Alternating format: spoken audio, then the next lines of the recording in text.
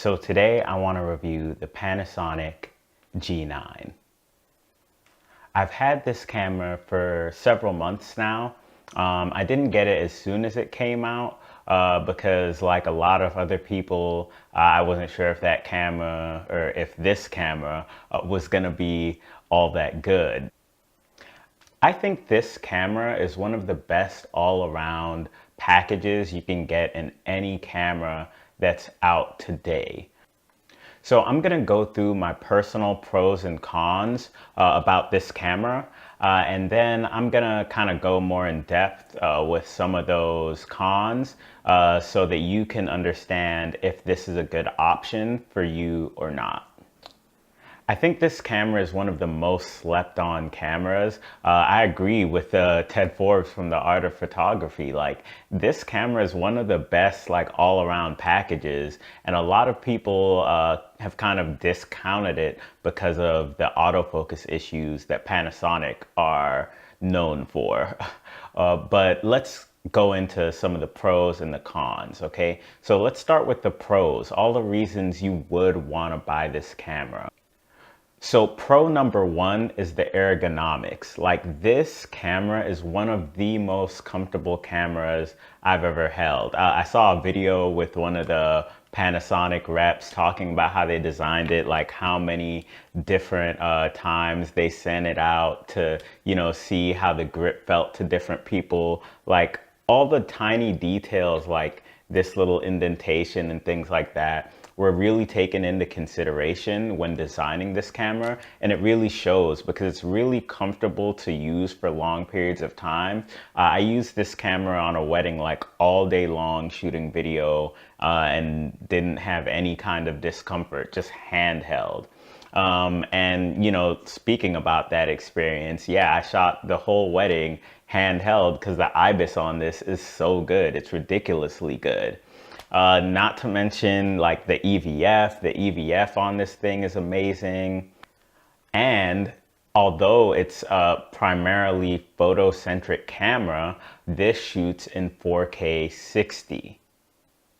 The menu systems that Panasonic has are probably some of the best. I think Canon's menus aren't bad either, but a lot of camera companies make really bad menus. So I'm a like software person by day. I like write code a lot of the time. So I like know a little bit about user interface, and like some of this stuff, this is like 1999 stuff, especially what I was dealing with on Sony. And then this, like, yeah, the way that I think a lot of camera companies are organizing their menus could be improved, even Panasonic, but at least everything works with the touchscreen, at least everything works with it. Like, come on, like, that's awesome. I mean, that shouldn't be something that I have to celebrate at this point. It's 2018, but Panasonic has you covered when you want a good user experience. And when I was shooting a wedding with this, actually, I shot video and I used 2 batteries. Now, I do have several cameras, so it's not like this was the only camera I was shooting with all day, but like a full day of shooting, like 8 hours with 2 batteries is kind of insane. Of course, I turn my camera off when I don't need it, different things like that. So your mileage may vary, but the battery life on this, especially considering how good the IBIS is and all those other features, it's amazing. And the image quality for what it is, and we'll get to some of this in the con section, but it's a micro four thirds sensor, and for micro four thirds, this is great. It's awesome. And the autofocus, which is like a big thing of like contention with a lot of people, is not that bad. So in stills, if you're doing portraits or anything like that, it's fine. It's fine. It's actually like one of the fastest autofocus systems. And even for shooting video, if you know how to use the autofocus correctly, it's okay for videos like this. So right now I'm using a Blackmagic camera, the Pocket Cinema camera, not the 4K one. I don't have that one yet, but it's coming eventually. And that's manual focus. But when I shoot these types of videos, a lot of times, like I think the last 1 or 2 have actually been shot on this camera. And if you turn face tracking on and you're in a well-lit area, it can actually track your face just fine. It's perfectly usable. Every once in a while it will miss, so it's not as reliable as like Sony or Canon. All right, so I'm doing a quick vlogging test, right, just to demonstrate for you guys how this works. As you can see, as I go into a slightly worse lighting situation, it has a tougher time of like grabbing right onto my face as the lighting changes. And it also sometimes will not focus right away when I do things like that. You know, put your hand in front of there.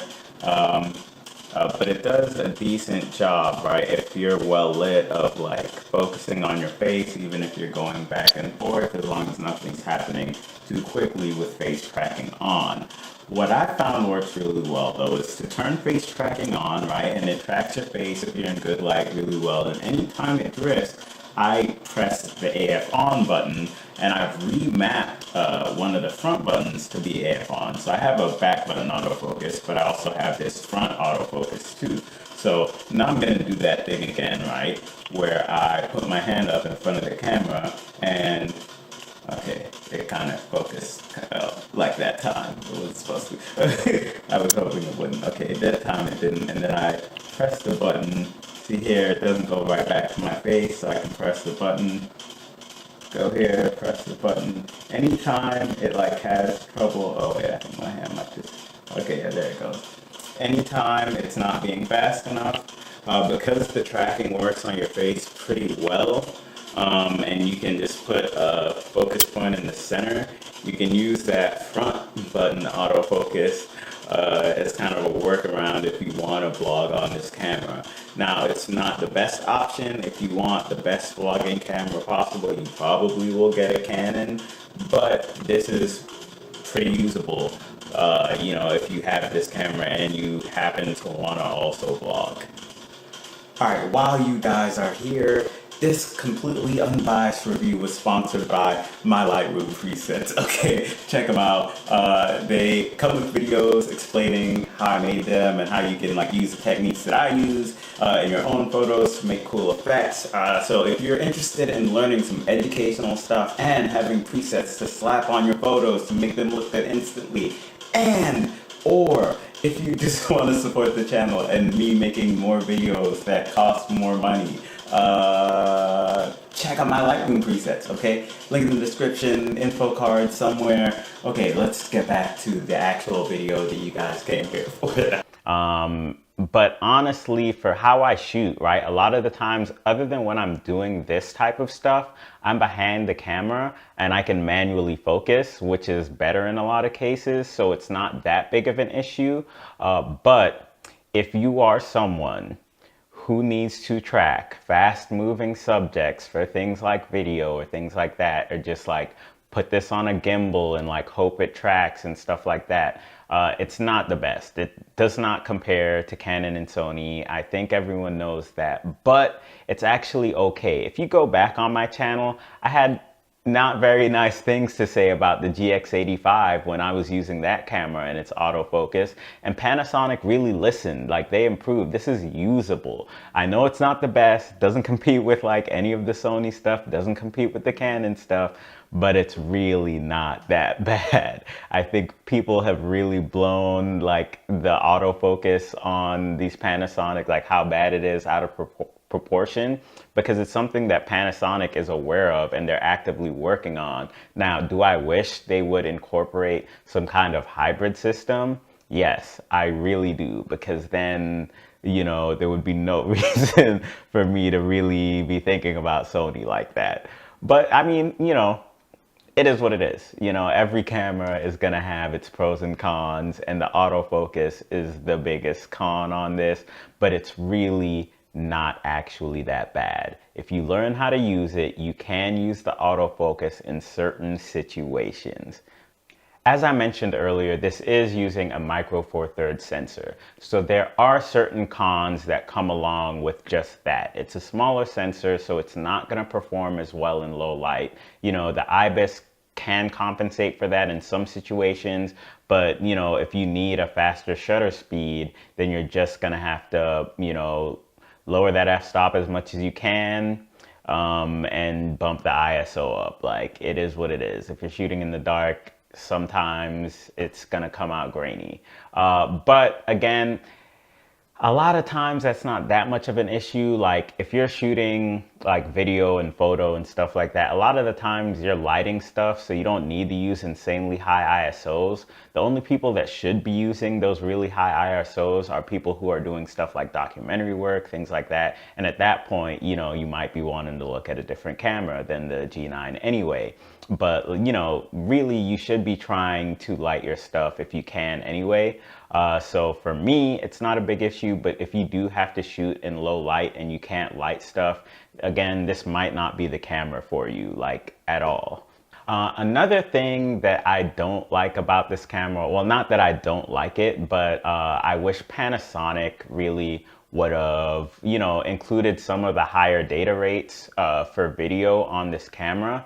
I get that this is a lower priced option than the GH5, and I get that this is supposed to be a photocentric camera, whereas the GH5 is the hybrid, you know, video photo like centric camera. But I feel like they already gimped it enough by, like, you know, putting a 10-minute cap on the 4K 60 and then the 30-minute cap on the regular 4K, which the GH5 doesn't have. As you know, the GH5 and GH5S, those can record unlimited, and they're some of the only cameras in this kind of form factor that do that. So I think, you know, just gimping that would have been enough, because one of the things that I have found is that I think for 4K 60, like, I think it's 150 megabits. I'm not sure, don't quote me on this, but I think it does like 150 megabits. For 4K 60, we could really use like twice that. Like, honestly, like, it isn't a huge issue because of the type of stuff that I use it for. And if I need to do something where I really need a heavy color grade or something like that, I could use like the camera that I'm shooting on now, the Pocket Cinema camera, and that shoots RAW, and I can do all types of stuff with that. So for me, it's not a huge deal. But if this was the only camera that you had, like, you know, if this was the only camera that I had, I would have wished that, like, you know, I could get some higher data rates on this, because when you start to do certain things with the colors, it can get kind of freaky. You can like lose detail and stuff like that. And then when it's just not, it's not the best for shooting 4K 60. I really think it could use higher data rates, but it does shoot 4K 60 though. And a lot of other cameras don't shoot 4K 60. Like the only DSLM type cameras that are doing that now are DSLRs. You have like the 1DX2, you have the Fujifilm X-T3 that just came out, the other Panasonic cameras, and I think that's it. I might be missing stuff. If I missed anything, you know, put it in the comments below. But like, there's not a lot of cameras that do 4K 60, and at least this does this. So, you know, I do like that about this camera. It's just that, you know, at 4K 60, like 150 mega, like, I guess it's fine, but I mean, I feel like we could do a little bit better, like what the GH5 has. I feel like, I don't know, like, I haven't looked into like the actual specs as in like part by part what's in here, but I feel like it's probably like the same stuff as the GH5, and then they just took away a little, but I'm not sure. Don't quote me on any of that. I just feel like they could have done that. If they would have did that, this camera would have been so sweet for me, like so sweet. Okay, so let's talk about some of the cons so that we can, you know, have a little bit of a discussion and see if this is a camera that you really should be getting, right? One of the cons of this camera, of course, is that it has a micro four thirds sensor. Now, a lot of people like to just straight up bash micro four thirds sensors. If you've been on this channel before, you know I've shot all types of stuff, APS-C, full frame, Canon, Nikon, all that stuff, right? For me, this is how I look at it, right? Micro Four Thirds is kind of like an aesthetic choice. Just like if you want the shallowest depth of field possible, right, you're probably gonna go full frame. But Micro Four Thirds is actually a very similar size to Super 16 film, and Super 16 is like the type of film that a lot of my favorite movies were shot on. A lot of indie films and stuff like that use this exact aesthetic. So to say that like you can't use it or that it's not good enough or like, oh, you're not going to be able to get high quality enough video or photo or whatever from micro just because of a sensor size is kind of dumb to me. It's just like, it's just different. It's not necessarily better or worse. It might be better or worse in certain aspects, but like, let's say you're shooting, I don't know, sports or something. I don't know if a lot of people, I don't shoot sports at all, but I could imagine, the extra reach you get from a crop sensor might be useful or something, it just really depends. So what I would say to you is don't just like listen to everyone on YouTube as to whether or not a sensor size is good or not. Like, do some research, see if you like how the photos or footage looks as compared to other size sensors, or like if it even makes a difference to you for the work that you do, and then decide if you think that Micro Four Thirds isn't good enough or not. Because as you know, like the camera that I'm shooting on now, Micro Four Thirds, the Blackmagic Pocket Cinema 4K that everyone's going crazy over, Micro Four Thirds. So, that Super 16 and like that range of size has been around for a while, and you can definitely do good work on it. Now, Super 16 was also also had more prevalent grain than like if you shot like on 35 millimeter film, which is why you get the noise issues you have on Micro Four Thirds as compared to like an A7S with a big sensor with huge photo sites sucking in all that light. It's, of course that's going to do better, but this is actually okay. It's not that bad. Like even right now, right, I'm shooting on a Micro Four Thirds sensor with even more of a crop than this. The original Pocket camera has like a 2.8 crop, like something insane. And I'm shooting at ISO 800 right now. I'm not even touching 1600 because I have a light. Like, it's fine. It's really fine in a lot of cases, guys. It really is fine. To me, it's all about just what aesthetic you're going for. And then, again, on the autofocus, it's not as idiot proof as Canon and Sony. Like on Canon and Sony cameras, you pretty much don't really have to do anything. Like you tap the screen every once in a while to set a focus point, and then you just go. It just does everything automatically so well. This camera's not like that. You are gonna have to switch focusing modes to compensate for different situations. And there are some situations where it's just not going to do that well. But I do have hope for Panasonic because, like I said, when I reviewed that GX85, like there were times when I would point the camera at stuff and the autofocus just refused to function. It just wouldn't autofocus. And I'm sure you guys saw some of that when the GH5 first came out. That was still the case. But they've been doing firmware updates. And even when I first got this camera before the firmware update, like the autofocus was okay. It never did that thing, at least that I saw on the on the GX85, where it just wouldn't focus or like it would just straight up take forever. It's not the fastest, it's not the best, but it works and you can use it in some situations. But again, if you're someone who's behind the camera, and again, this stuff doesn't apply for photos. For photos, it's fine. Like none of the autofocus, like if you are primarily shooting stills, this camera is like awesome. Don't worry about the autofocus or anything like that. Where I would say this camera's autofocus really, really does the worst is for just tracking moving subjects, going back and forth.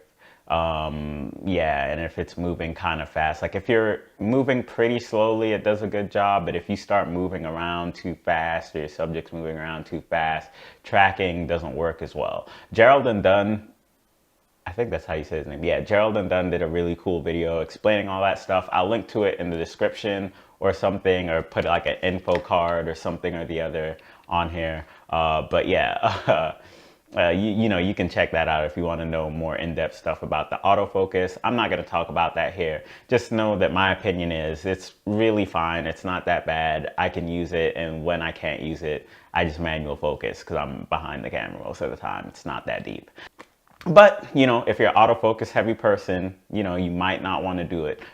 But that being said, for vloggers, like I've vlogged on this and it's actually okay. Will you lose your face every once in a while, but it seems to grab it back. So if you're okay with, you know, drifting, you know, I would say maybe like 10% of the time, then you could consider it because it does have that like flip out screen, which is awesome for vlogging. So that's even a autofocus application where it's probably fine. That 10% of the time where it drifts is, you know, when the light starts getting worse. But if you're vlogging in the daytime, mostly pointing this at yourself, like you're probably good actually. Yeah, and with the 4K 60, I just feel like, well, I mean, all the video in general, I feel like they could have given us some better data rates like they did in the GH5, you know, just throw us a bone. It's like, I get it, this camera's less expensive. They had to gimp some stuff, but I felt like the record time limits was enough to like gimp it for professional video shooters. You could have just, you know, let us slide with the higher bit rates. You know, come on, Panasonic, firmware update, baby. Yeah, so those are my general thoughts on this camera after shooting with it for several months. I've used it in a lot of different situations, you know, portraits, weddings, like event cover, like all types of stuff. And this camera really holds up. The one thing I will say for this camera, like the ultimate reason to get it is just how easy to use it is and how fun to use it is. It's just like it's fun to hold, like it's very ergonomic. It's a very usable camera. And a lot of times people underestimate like that aspect of things. I'm gonna go on a quick aside right here, right? One of the things that I learned from a YouTuber named Rob Chapman about guitar, because some of you guys may not follow me for this, but I also play guitar. And one of the things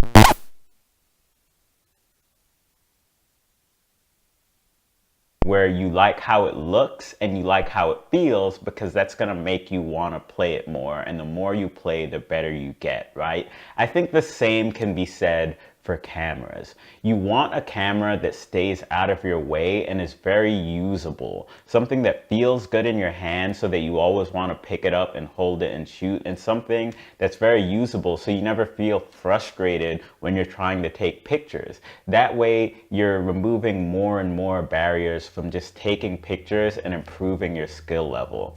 And I think for that reason, this camera is awesome. You know, outside of the few situations that I went over in the cons section or whatever of this video. So overall, it's a really great camera. And I think people should get it. I think it's discounted right now. I'm not sure if that discount's still going. But even when it's not discounted, like this camera is such a steal for what it does. Like 4K 60. 20 frames per second shoot, but for whatever reason people aren't getting it because, well, some because it's micro four thirds, which, you know, look, if you're full frame all the way and that's like your aesthetic that you have to have, then I completely understand. But for some people, really, you don't even need the full, like, you know, if you really like get into it, and, you know, if you want to actually have a blog post on like what camera you should buy. And I think for me, like this works for a lot of situations, which is why I'm keeping this camera. I'm gonna use this camera, like I'm gonna use the heck out of it, man. Like this camera's awesome. Like I've been using it. It like my Sony a6300 just kind of sits there, because even though the autofocus is better on that, that's pretty much the only thing of me, because I know a lot of you guys follow me for my Sony stuff, but like this camera's kind of better, like other than the autofocus, you know, and low light and stuff like that. You know, like this camera is awesome. So if you were thinking about getting it, you know, probably just go ahead and get it. Honestly, it's pretty good. Let me know what you thought. If you have the camera, let me know if I missed anything, your opinions on it. Yeah, and just go ahead and subscribe. Check out some of my other videos. I did a little cinematic with this camera that's up on the channel. I'll probably like put that somewhere, info card or end screen or something like that.